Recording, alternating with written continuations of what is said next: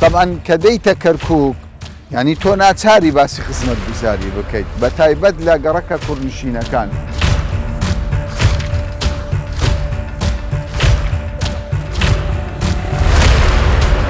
ئەمە 34 ساڵە هەر ئێژن ئەیکەن بۆتان حتای هیچ تقریبا من 15 ساڵە لێنم هەروایە بەڵێ نا شۆفڵ بۆ تێنە نە حەفارێکی بۆ تێنە عینەن تۆزێ پاش بڕۆ سەیری گەڕەکە عەرەبیەکان کە بزان چی بۆ بکە سەیری ئێرەکە.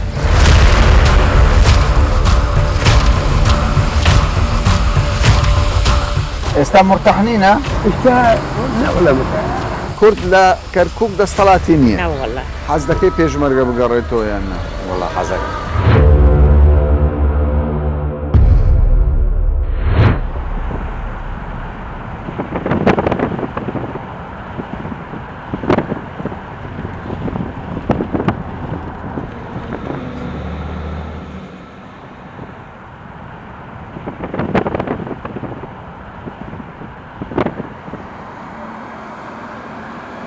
لە شاری کەرکووکم ئەوەی بەدی دەکرێت کورد خاکەکەی لەژێر ستەم و زۆرداریدایە لەگەڵ ئەوەشدا پەیکەری پێشمەرگە کە سمبولی خەڵکی کوردستان و ناسنامەی پێشمەرگەیە لەم شارە بە زۆر دەست بەسەرە و ئاڵای عێراقی بەرز کردوتەوە.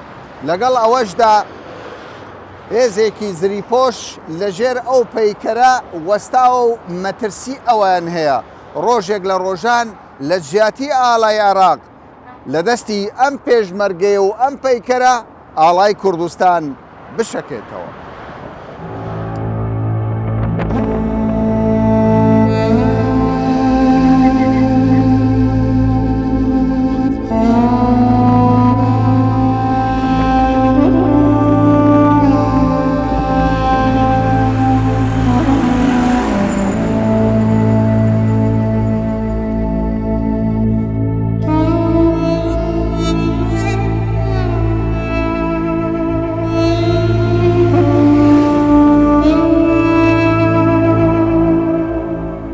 ئێستا مرتەحنینە؟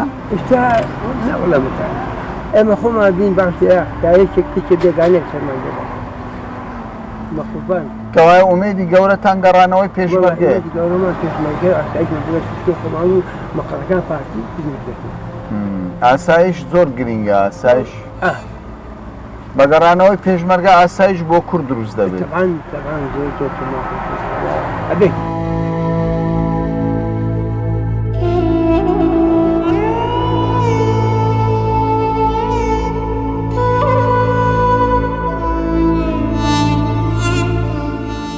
ئەرێ من یەک پرسیار دەکەم کوردستان بیشتارین با بینە خوارێ باشترە بۆ سەدی ئەمە ئیشوکارتان چۆنە؟ وەڵاهی ئیشوکار زەعیفە زەعیفە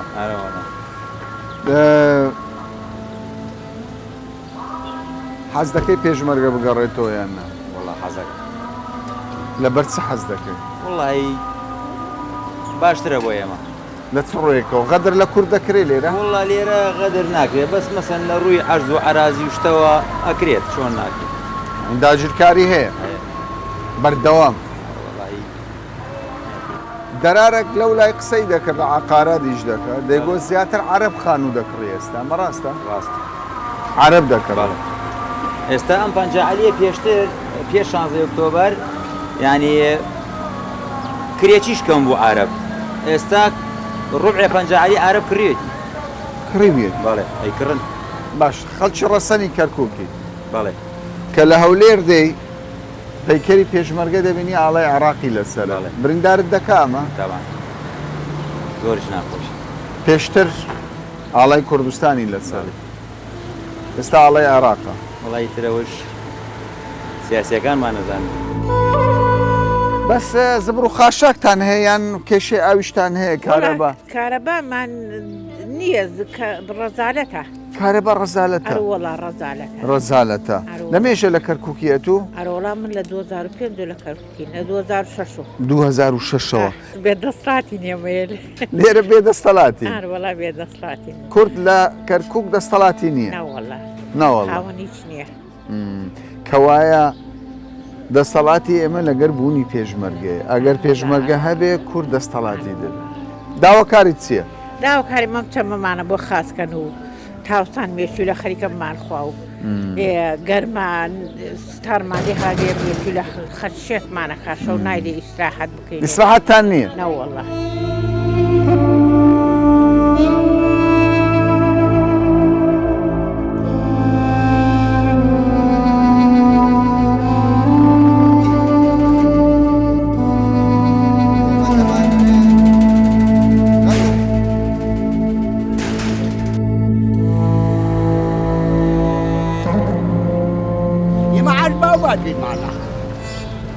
گەرەکمانە ئەم عەرزەی خۆمانە حدودەکەمان بپارێزی لە بین محافەزەی چکریت و جەلەولا و هەولێر و منوسڵە با کەرکووک بێژە سنوور خۆمان ئەو نەفسەوە ئەڕوا بووە خەڵک لە هیچ و پشت خۆڕایی ئەڕوا مافەکەی بۆ خۆمان بێ بۆ خاکەکەمان ئەڵێ منێ پڕ بێ خەرنی لە کەس نییە.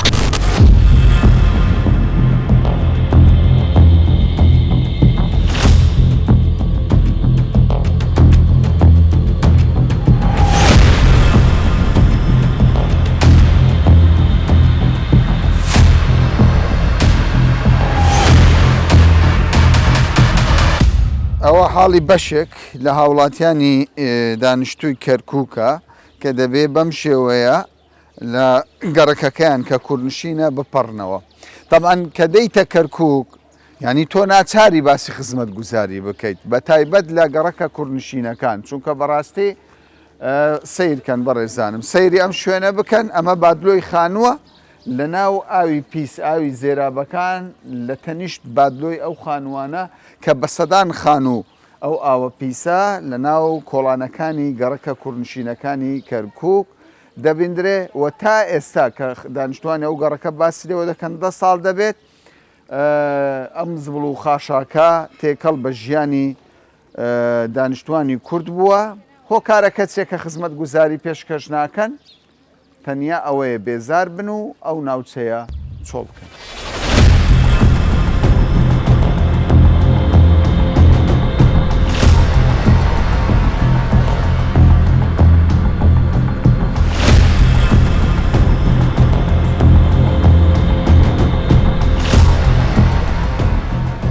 ئەو پیس نیە لێرە؟ والله ئەو نازم ئەە سا بیان ئەو پاشماوەی چییە؟ ئی ماڵانە؟ این ماڵانە این مزگەوتەکەی تراوە تێ ئاولەوەکە مزگەوتەکان کرد نایە مەجارێن خزمەت گوزاری خراپە زۆر خراپە زبل و خاشاک فڕێ دەدرێ؟ ئەروەڵی ئەوەکە هەتا گشتی ئەوەکای بە یعنی ئاو دەیبە لە ڕای خۆ لە ڕێ خوار وڵای خوا دوێنەیان کرا ئەوەکە شەریکە کردیەوە و یانی بریە باشە کێشەی بەس زبل و خاشاکتان هەیەن ئاویشتان هەیە کارەبا کێشەی ئەومانەیە گە بیکەنە جێرا سونەقی زۆر زۆر مەمنین لێ لە کاتێک ئەگە بێت بکات سونەقی بوان دەها باش باشە ئەو بادلۆی خانی لەگەر زێرابەکەی والله ئەوە ئەوە چۆن دەژینە ئەو خەڵکە لێ نازم بە قورئان تۆنیش لە مێژە وایە و گەڕەکە چەند ساڵە هەر والله ئەمە من لە جۆک واتە لە بووکە چەند ساڵ دەبێت لە کات دکتۆر نەجمەدین بەو شێوەیە ئەو گەڕەکە تازەیان کۆنە زۆرینەی کووردە؟ کووردە زۆری کورد کاکتەکە عەرەبی دێ ماڵە عەرەبی ئەو کلێترە ئەو خانی یعنی عەرەبیش گەیشتە ئێرە؟ گەیشتە هەر دێن قلەقلەتێن هەر دێن دێنەوە داواکاریت چییە؟ وڵا داواکاریمەوە تا ئەم سەبەکەمان بکەن ئەم مەجارەی مامەوە کشتی داواکاریمانە کۆبرەکە هاتن شکیاوی وەڵڵی خواوەکی کۆبرەکە هاتە خۆمان هینات جەماعەت هاتن هەڵیان بڕی دوای خۆم هەسیان بە قورئان لە گیرفان خۆمان هەسیامە تێکەڵەمەوە کردمانە بانی یعنی ئەم خەڵکی ئەم ناوچەیە بە پارەی خۆی خزمەتی خۆی دەکەن وەڵی پارەم کردەوە کرد لە بازێ ماڵ بی و خۆمانی تر هاوکاری ئەو کۆپیمان خاچ کرد ئەو لای زۆر پیسە؟ چەند ساڵەوە پیسە؟ والله تقريبا من 15 صار لنا هرواي بەڵێ نا شوفل بوتين نا حفاري بوتين عين توزر فاج باش پشتگوێخستنی ئەو گەڕەکە بەڕێیت و لە بەرچیە لە بەرچی هیمالیان کردێ والله على اساس لين ايرا شوێنێکی تەجاوزە هیچی بۆ ناکەین ڕۆیمانە دایرێش عینەن ینی ئێستا ئەوە لەبەرەوەی زۆرینەی دانیشتوانی کووردە بۆی فەرامۆ بۆی ناکەین بەڵێ بۆی ناکەن هەموو محافظی گۆڕاوە ئەیرە پێیانەڵێن بۆ مامکەنە بۆتان ناکەین وەکو شتێ ئەڵێ تەرخان نەکراوەی پارە و نامچی و تەرخان نەکراوە بودجێ بۆ تەرخانە باشە عدالەتی هەیە لە خزمەت گوزاری بۆ نمونە گەڕەکێکی تورکمانە عەرەبە کووردە ئەو عدالەتی هەیە وەکو یەک تەماشا بکرێ ئەی چۆن نییە بۆ بڕۆ سەری گەڕەکە عەرەبیەکان کە بزان چی بۆ بکە سەری ئێرەکە بە هاوینان حاڵمان نییە بەدەست ینی عدالەتی نییە خزمەت گوزاری دەدرێت ئەوان نادرێتێت ئێمە ناوەڵا بە هیچ شێوەیە بڕۆ سەیمەنتیقەکان ترکە بزان چیان بۆ کراوەیە هیچی بۆ نەکە بەڵام ئێستا مەحافظ بوو بە کورد باشتر نەبووەمە وڵی بس اگر تصویر چی باشێکی تێبین زبالة قاود. فەرمووە تا هەر بس زباڵەکە اگر لەگە خواردنەوە. تصویر زبالة قاود. خەڵک لێرە پاشماوەکان فڕێ دەدەن بەڵێ. سارەشی بۆ دابینەکەی ئیسفادەی نییە کەوایە ئیدارەکە لەدەست شێبێ ئەو کاریگەری بە دێت تاکید ئێستا کورد فەرامۆش کراوە لە خزمەت گوزاری وڵا بە تاکید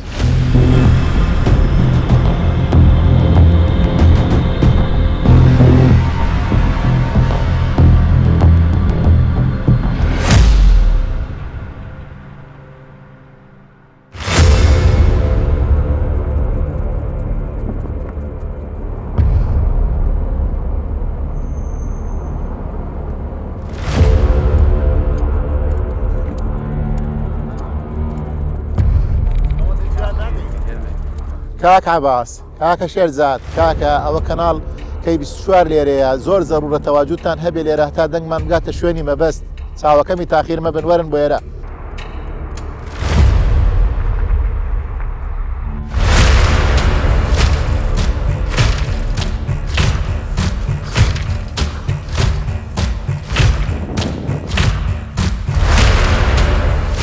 ئەمانەی دەبینن نوێنەری هەزاران جوتیاری سنووری پارێزگای کەرکووکن دەڵێن زەویمان هەیە زەوی کوشت و کاڵی و تاپۆی ڕەشی سەردەمی عوسمانی و دوای عوسمانیەکانیشمان هەیە بەڵام بەرپرسانی عێراق گوێمان پێنادەن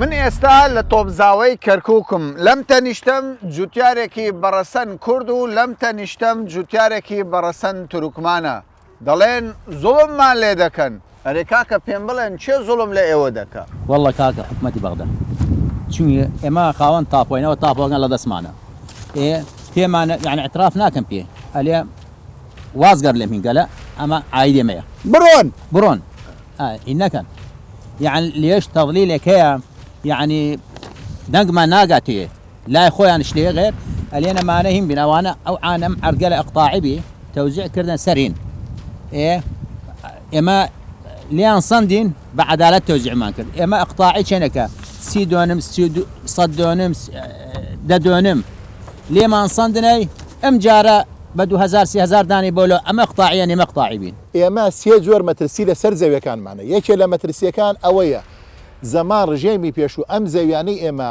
درابوو بە گرێبەست بە ئەو بزەلامانەی کەوان نێزیک بوون لە ڕژێمی پێش و با بڵێن کۆنە بەعسیەکان ئێستاش ئەو بڕیارانەی کەوا تەوزیع کراوە ئەم زەویانەی وا ئێستا ئێمە خۆمان لەسەری دانیشتوین ئەمە ئەو گرێبەستانە ئێستاش سارین مەفعولن هەڵنەوە شاونەتەوە چونکە ئەمە زەوی ئیستملاکە زۆر جیاوازە بینی ئیستملاک و ئیتفا ئەمە ئەو مەترسیە لەسەرمانە بڕیارێکیان دەرکرد لە بەغاوتیان کاکە ئەو گرێبەستانە هەڵەوە شێنەوە ئستا چونکە بار و دۆخەکە لایەنە سیاسەکە بۆ وان زیاتر لە بارە ئەزانی چێڵێن کاکە کامەران ئەڵێن ئەگەر بێت و ئەم زەویانە ئەم گرێبەستانەگە هەڵش وەشێتەوە بە زەوی ترمان هەر لەم ناوچەیە بۆ پەیاکەن یعنی بمعنە ئەگەر زەویەکە زەوی منە بریارەکە لەسەر من هەڵوەشێتەوە ئەبێ زەوی زەرامێتری بۆ پەیاکەن چونکە ئێستاکە بۆ ئەوان ڕێککەوتووە بار و دۆخەکە ئەمە یەکێکە لە مەترسیەکان مەترسیەکەی تر ئەوەیە کاکە ئەم زەویانە ئێمە ئیستاکە هەمووی چاوی لەسەرەتی پرۆژەی نیشتەجێبوون لەسەری دروست بکری ئەیانەوێ بە بیخەنە ناو تەسمیم ئەساسی شارەکەەوە مەترسی سێیەم ئەم زەویانە بەشێکی بە ناو وزارەتی بەرگریەوەیە یعنی ئێستاکە ئێمە لەم دەقە و سەعاتە یعنی سکاڵە کراوە لەسەر زەویەکان ئێمە لای وزارەتی بەرگری ئەچین لە ڕێگەی وەزیری فڵانەوە یا خەتی فڵان ڕای ئەگرین ناگاتە دەڕۆژ هەفتەیە مانگ یەکەمتر زیاتر دووبارە مەوزوعەترمان بۆ ئەکەنەوە ئێستاش لە ڕێگەی ئەم قەناتەتانەوە هەوڵە دەین وەکو نوێنەرێک ناو مادەی 140 شوێنێکمان بۆ بکەنەوە باوەڕ بکە خۆمان ئەتوانین چارەسەر بدۆزینەوە بۆ کێشەکانمان چونکە ئێمە ڕۆژانە ڕوبەڕووی ئەم کێشانە ئەبینەوە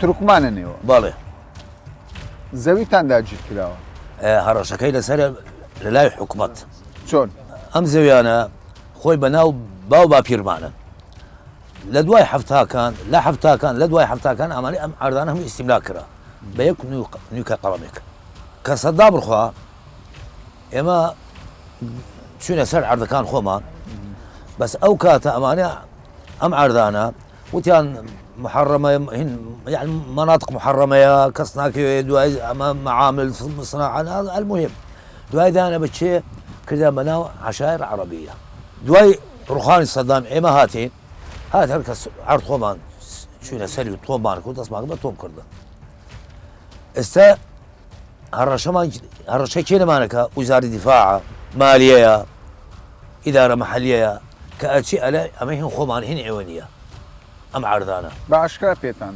باشکرا ئێمە تاپۆی 24 مان ئاوردووە ئەلێ ئەمە تەزویرە یعنی قەنعەتیان بەوە نییە باش ئێوە داواکاریتان چییە ئێمە داواکاری خۆمان ئەوەیە حەق خۆمان بگەتە دەست خۆمان کەس ناومان نێنێ تەجاوز کەسمان نەکردووە ماڵی خۆمانە حەق خۆمانە لەوە زیاتری چمان نییە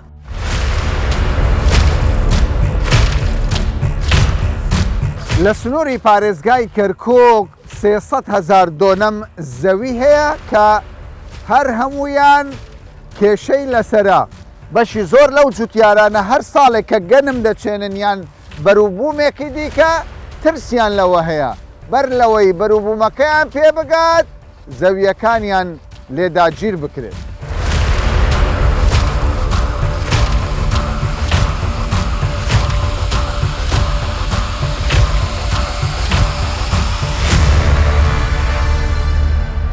ئەم زەویانە زەوی باو بە پیرمانە ئەمە حتاکو ئێستاکە ئێمە ئیستعمالی کردومانە ئێستاکە حکوومەت ئەواتێتن تەعادا لێمانەکاتن یعنی لێمان بسێنێتەوەی بیکاتە پرۆژە بۆ نیشتەجێ ئەو خەڵکەی خۆیان غەدرەوە ئەوە غەدرێکی گەورەیە و ئەم غەدرێک گەورەشە بۆ چوە گەڕێتەوە بۆ مادە 140 بە هاوارمانەوە نایەتن جێبەجێ ناکرێن جێبەجێ ناکات تێ ناکۆشێت لە ناو مۆزوعەکە نایەتە هاواری ئەم جوتیارانەوە زۆرن ژمارەی بەڵێ زۆرە ئاردەکان گەلێ زۆرە وەکو کاکساوی خەسێکرد 20,000 دوێنمە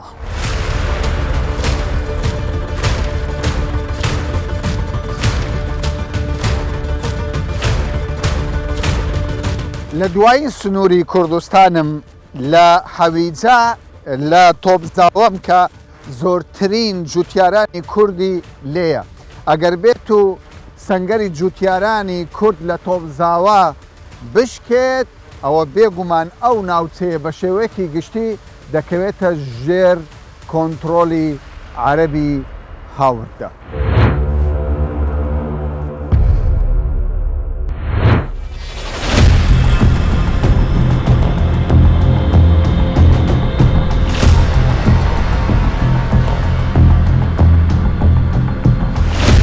لە کەرکووک لە سەردەمی ڕژەمی پێشوو زیاتر لە 400 گوندی کورد وێران کراوە بەڵام دواتر زیاتر لە 400 گوندی عەرەبی هاوردە لەم شارە بنیاد ناوە هاتوومەتە بەڕێوەی بەرایەتی کوشتوکاڵی کەرکووک بزانم ئەم کێشە گەورەیە چۆن چارەسەر دەکرێت.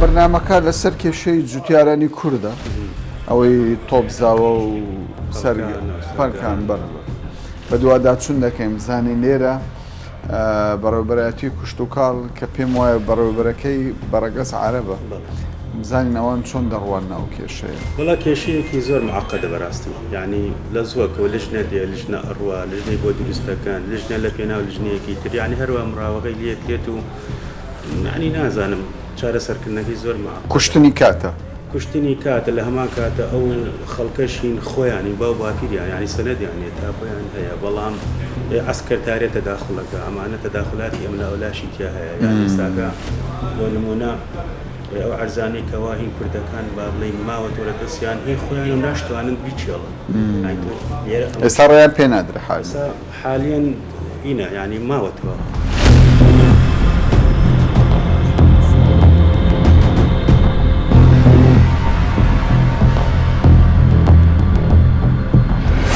مشكلة مزارعين الأكراد هل هو مشكلة قانونية سياسية أو مشكلة مصنعة لسلب حقوق الأكراد ضمن محافظة كركوك؟ كركوك بها أكثر من 500 ألف دونم أراضي صالحة للزراعة، قسم فيها عقود زراعية بالقانون 35 وقسم فيها قرارات توزيع 117 أيضا. وفي عموم محافظة كركوك تقريبا باستثناء بعض المناطق اللي هي جنوب غرب كركوك وأيضا بعض مناطق جنوب كركوك. أما شمال كركوك وشمال شرق كركوك هي تقريبا أغلبها مشمولة بالنزاعات المادة 140. طبعا أكيد إخواننا الأكراد فلاحين أغلب هاي المساحات لديهم حقوق. طبعا مثل ما نعرف أنه أخذت أو سلبت منهم بقرارات متعددة من قبل النظام البائد في قبل 2003. فقسم من هذه الأراضي كانت عليها عقود زراعية مشمولة بالقرارات اللي ذكرتها 35 وأيضا قرار توزيع 117. قسم من هاي العقود سارية المفعول لحد الآن خاصة على الأراضي المستملكة ولم تستكمل الإجراءات الحكومية لحد الآن. هناك قراءات ودراسات ومناقشات في مجلس النواب العراقي حول إلغاء القرارات الخاصة باستملاك الأراضي الزراعية. هسه المشكلة قانونية سياسية أعتقد مختلطة. نعم.